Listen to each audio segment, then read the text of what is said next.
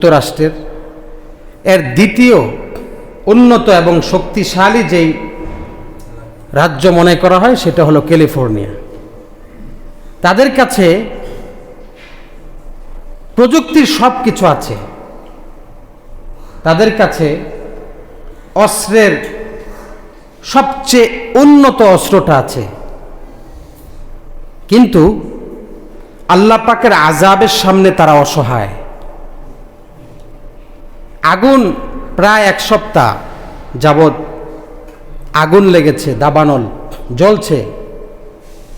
এই আগুনের সূত্রপাত কি বের করতে পারছে না,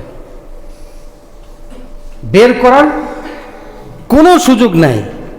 যেমন সাধারণ যে অগ্নিকাণ্ড ঘটে আগুন প্রজ্বলন থেকে অথবা বৈদ্যুতিক কোনো গোলযোগের কারণে হয়, যেটার সূত্রপাত মানুষ পায় যে অগ্নিকাণ্ডটা কেন ঘটল, একসময় খোঁজ নিয়ে সেটা পায়।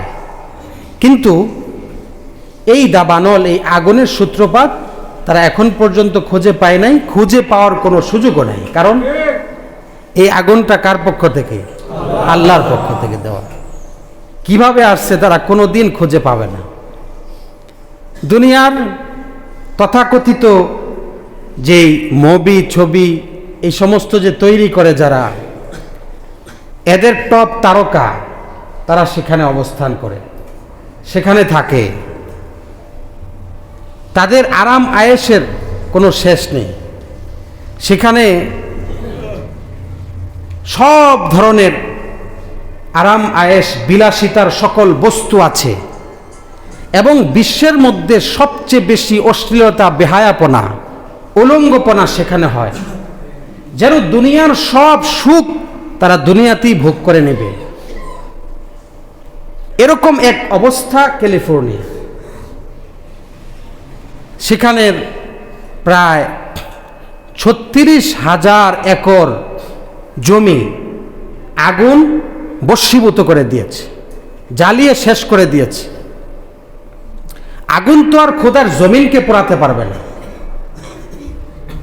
তাহলে কি করেছে? এই 36,000 একর জমিনের মধ্যে যত স্থাপনা আছে সব জ্বালিয়ে পুড়িয়ে শেষ করে দিয়েছে। প্রায় 12,000-এরও বেশি স্থাপনা, অনেক দামি দামি বিল্ডিং, কোটি কোটি বিলিয়ন, আরো হাজার হাজার কোটি টাকার বিলিয়ন খরচ করে যেই স্থাপনা তারা নির্মাণ করেছে সব পুড়িয়ে শেষ। অনেক মানুষ মারা গেছে, অনেকে এলাকা ছেড়ে অন্যদিকে চলে গেছে। অনেক পশু পাখি এই সমস্ত নাফরমানদের জন্য তারা পুরে ছারখার হয়ে যাচ্ছে। এ হলো সেখানকার অবস্থা। তার মানে আল্লাহ তাআলার পক্ষ থেকে এই দাবানল, এই আযাব, এই গজব, এই বার্তা আমাদেরকে দেয় যে আল্লাহর পক্ষ থেকে যদি কোনো আযাব আসে, কোনো দাবানল, কোনো সুনামি, ভূমিকম্প, এগুলো যদি আসে, দুনিয়ার যত পরাশক্তি হোক না কেন, প্রযুক্তির দিক থেকে যতই উন্নতি হোক না কেন, আল্লাহর এই আযাবকে মোকাবেলা করতে পারবে না। এটাই দুনিয়ার ইতিহাসে, এটাই সাক্ষী হয়ে রয়েছে। আল্লাহ তাআলা সূরা রুমের মধ্যে বলেছেন, কানু আশাদ্দা মিনহুম কুওয়া, যে এরা আর কি শক্তিশালী, এদের চেয়েও অনেক শক্তিশালী এমন মানুষ দুনিয়া থেকে গত হয়েছে। আল্লাহ তাআলা বলছেন, কানু আশাদ্দা মিনহুম কুওয়া, তাদের চেয়ে অধিক শক্তিশালী ছিল ওরা।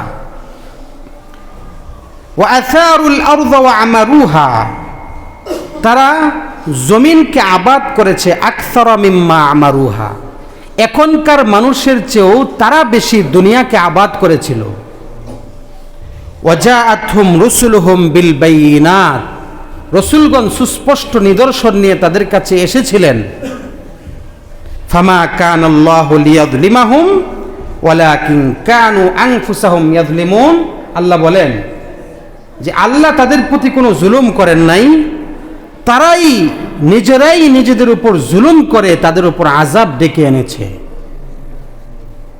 আল্লাহ তাআলা এই সূরারই আরেকটু আগে 7 নম্বর আয়াতে বলছেন, ইয়ালামুনা যাহিরাম মিনাল হায়াতিদ দুনিয়া, পার্থিব জীবনের অনেক কিছু তারা জানে, কিন্তু ওহুম আনিল আখিরাতি হুম গাফিলুন, আখিরাতের সম্পর্কে, আখিরাতের ব্যাপারে তারা বড়ই গাফেল। এইভাবে আল্লাহ পাক কোরআনের অন্যান্য জায়গায়ও বলেছেন যে এক জাতি ছিল, তারা স্লোগান দিত, মান আসাদ্দু মিন্না কুওয়া, আমাদের চেয়ে আবার শক্তিশালী আছে কে? আমরাই তো অনেক শক্তিশালী। পাহাড় কেটে কেটে ঘর বাড়ি নির্মাণ করত। তাদের ঔদ্ধত্য আর অহংকারের কারণে আল্লাহ তাআলা ধ্বংস করে দিয়েছেন। ঠিক যতই প্রযুক্তির অধিকারী হোক না কেন, তাদের কাছে অনেক মরণাস্ত্র আছে, ভয়ঙ্কর ভয়ঙ্কর মরণাস্ত্র, যেটা অন্য দেশের কাছে নাই। ভয়ঙ্কর ভয়ঙ্কর অস্ত্র তাদের কাছে আছে। তারা মনে করত যে যে কোনো দেশ মোকাবেলায় আসলেই ধ্বংস করে দেব, যে কোনো জাতি সামনে আসবে শেষ করে দেব, আমাদের সামনে টিকে কে আবার? তাদের অবস্থা তো এমনই, তারা তো এমনটাই মনে করত। এই আমেরিকা যুগের পর যুগ মুসলমানদের উপর জুলুম করে চলেছে। 20 বছর যাবৎ আফগানিস্তানের উপর শুধু কারণে, এই দেশটাকে শুধু দখল করবার জন্যে, মুসলমানদেরকে ধ্বংস করার জন্যে 20 বছর ধরে আফগানিস্তানে তারা উপর্যুপরি হামলা করেছে। বোমা ফেলে, সৈন্য পাঠিয়ে ইরাককে ধ্বংস করেছে। আজকে ফিলিস্তিনকে ধ্বংস করছে। যদিও ইসরায়েল আক্রমণ করছে, কিন্তু পিছনে মদতদাতাই আমেরিকা। বিলিয়ন বিলিয়ন, হাজার হাজার বিলিয়ন, কোটি কোটি বিলিয়ন তারা খরচ করছে এর পিছনে, ফিলিস্তিনকে ধ্বংস করার পিছনে।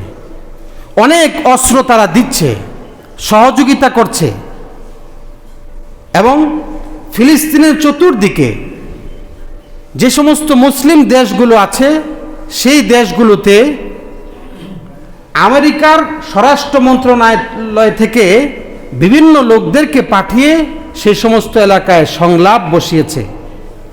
সংলাপ মানে সেখানে বসে তাদের সাথে এই কথা বলা যে তোমরা ফিলিস্তিনের সহযোগিতায় যেন না যাও, গেলে তোমাদের উপর আক্রমণ হবে, মানে হুমকি দেওয়া। এইভাবে করে ফিলিস্তিনের চতুর্দিকের সমস্ত মুসলিম দেশগুলোকে সহযোগিতার ক্ষেত্রে তাদেরকে নিবৃত্ত রেখেছে, বাধা দিয়ে রেখেছে। কোনো মুসলমান দেশ আর সাহস করে নাই। মুসলমান দেশগুলো, রাষ্ট্রপ্রধানরাও এই কুফরি শক্তিকে ভয় করেছে। এটাও মুসলমানদের জন্য বড় দুর্ভাগ্যের কথা। মুসলমান কোনো কুফরি শক্তিকে ভয় করতে পারে না। তো আমেরিকা এই কাজগুলো করে চলেছে। জলপথে, স্থলপথে বিভিন্ন অস্ত্র পাঠিয়েছে ইসরায়েলকে সহযোগিতা করার জন্য। মুসলমানরা কান্নাকাটি করেছে, দোয়া করেছে। তৎক্ষণাৎ কার্যকরী না হলেও অনেক দিন পরে এসে আযাব পতিত হয়েছে তাদের উপর। শিক্ষা নিতে হবে। দুনিয়ার সব জাতিকে কিয়ামত পর্যন্ত যত আধুনিক প্রযুক্তি আসুক না কেন, যত উন্নত প্রযুক্তি আসুক না কেন, যত শক্তিশালী অস্ত্র আসুক না কেন, যাই আসুক না কেন, আল্লাহ পাক সামান্য শাস্তি পাঠাবেন।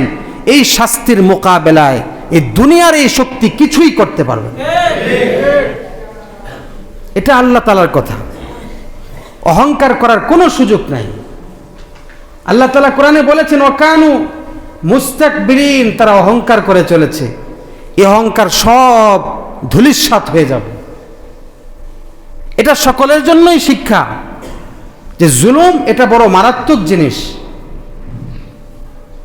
জুলুম যে করবে এর পরিণতি অত্যন্ত ভয়াবহ হবে। আখিরাতে তো আছেই, দুনিয়া থেকেই জুলুমের শাস্তি শুরু হয়ে যায়। আমেরিকা যদি মনে করে দুনিয়াতে আমরাই তো একমাত্র শক্তিশালী পরাশক্তি, যদি মনে করে এটা ভুল। আমেরিকার এই জুলুমের পরিণতি তাদেরকে দুনিয়া থেকেই দেখে যেতে হবে। যা শুরু হয়েছে, একটা সময় এসে যাবে যে সময় আমেরিকার কোনো শক্তিই থাকবে না দুনিয়াতে। এটা ছোট থেকে শুরু করে সকল মানুষের জন্য শিক্ষা। একটা মানুষ একটা এলাকার নেতৃত্ব দেয়, আরেকটা মানুষ আরেকটা দেশের নেতৃত্ব দেয়, আরেকটা মানুষ আল্লাহ পাক তাকে এমন ক্ষমতা দিয়েছেন যে কয়েকটা রাষ্ট্রের উপর সে ক্ষমতা প্রয়োগ করতে পারে। যে অবস্থানেই যে থাকুক না কেন, প্রত্যেকের জন্য শিক্ষা হলো জুলুম আমি করব না, ইনসাফ করব, তাহলে সফলতা আমার পদচুম্বন করবে দুনিয়াতেও আখিরাতেও। ব্যতিক্রম হলে যে যে অবস্থানেই থাকি না কেন, জুলুম যদি আমি করি, এমনকি আমার কোনো এলাকার কর্তৃত্ব নেতৃত্ব আমার হাতে নাই, শুধু একটা পরিবারের নেতৃত্ব আমার হাতে, মানে একজন একক মানুষ, আমি, আমার স্ত্রী সন্তান আছে, বাস এদেরকে নিয়ে আমি থাকি, এর বাহিরে আমার কোনো নেতৃত্ব নাই, এখানেও আপনি যদি জুলুম করেন, এই জুলুমের পরিণতি আপনাকে দুনিয়াতে ভোগ করতে হবে। অর্থাৎ স্ত্রীর সাথে আপনার জুলুম যেন না হয়, সন্তানদের সাথেও যেন আপনার জুলুম না হয়, পাড়া প্রতিবেশীর সাথেও যেন আপনার জুলুম না হয়, আপনার সহকর্মীদের সাথেও যেন আপনার জুলুম না হয়, আপনার কলিগদের সাথে যেন আপনার জুলুম না হয়, আপনার কোনো আত্মীয়দের সাথে যেন জুলুম না হয়। যদি হয় তাহলে ভয়াবহ পরিণতি দুনিয়া থেকেই ভোগ করতে হয়। এজন্য রাসূল বলেছেন, উনসুর আখাকা যালিমান আও মাজলুমা, তুমি তোমার ভাই, সে জালেম হোক আর মাজলুম হোক, যেই হোক না কেন, দুজনকেই সাহায্য করো। এখন সাহাবায়ে কেরাম বললেন, ইয়া রাসূলুল্লাহ, মাজলুমকে সাহায্য করব এটা তো বুঝলাম, তাকে যদি অত্যাচার করা হয়, মারা হয়, তাকে রক্ষা করব যেন সে জুলুমের শিকার না হয়, তো জালেমকে আবার সাহায্য করব কিভাবে? তখন রাসূল বললেন, জালেমকে জুলুম যেন করতে না পারে এজন্য বাধা দিয়ে দিবা, তাকে জুলুম থেকে নিবৃত্ত করবা। জুলুম বড় মারাত্মক। আজ-জুলমু যুলুমাতু ইয়াউমাল কিয়ামা, কিয়ামতের দিন কঠিন অন্ধকার হয়ে দেখা দেবে এই জুলুম, ভয়াবহ পরিণতির সম্মুখীন হতে হবে।